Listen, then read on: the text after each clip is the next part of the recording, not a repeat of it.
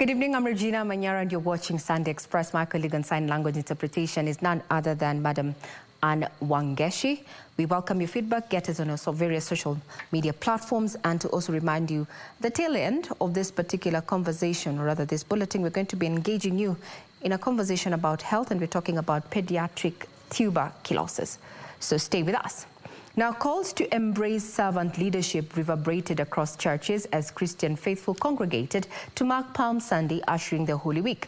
Archbishop of the Anglican Church of Kenya, Jackson Sapit, in his message, urged the government to be considerate to a majority of Kenyans struggling to make ends meet when introducing taxes. The ongoing medic strike also permeated Palm Sunday sermons with calls for a quick resolution to spare the nation's health from detriment. Here's a roundup of Palm Sunday celebrations.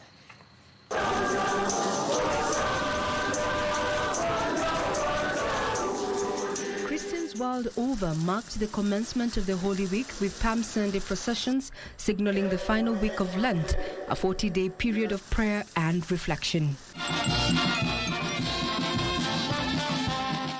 Palm Sunday memorializes Christ's entrance into Jerusalem ahead of his betrayal and crucifixion. A spot check by KBC Channel 1 found Christian faithful across the country reverently commemorating Jesus' triumphant entry into Jerusalem.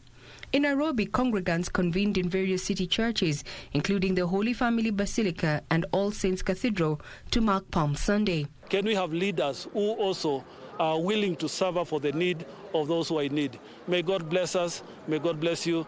That was a message of Palm Sunday. The suffering servant came into the city to address the needs of people. Sermons seemingly reading from the same page, calling for servanthood among leaders. Kwa hivyo kama kanisa, nia yetu ni ile nia ya mwananchi anayetaka hospitali zetu zirudie kama kawaida, ziwe na dawa, ziwe na wauguzi, kwa sababu hawa wakigoma, hasa public hospitals, mwananchi wa kawaida anaumia. In Mombasa, the Kenya Conference of Catholic Bishops used the day to call for truce between the government and the striking medics to end patient suffering. Archbishop Martin Kivuva further urged Kenyans to adhere to traffic rules and regulations to avert further losses. In Kiambu, Christians from Kerwa and St. Anne's Mudhure in Kikuyu and Kabete constituencies took to song and dance after having their palms blessed. And therefore Jesus was coming so that justice may prevail within the church and within the life of Kenyans and Christians.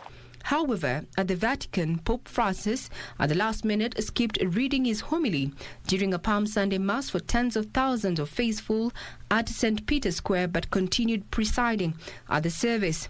The Holy Week ushers in Good Friday, also known as Holy Friday, when Christians hold processions to mark the betrayal, crucifixion, and death of Jesus ahead of Easter Sunday celebrations commemorating the resurrection of Jesus from the dead.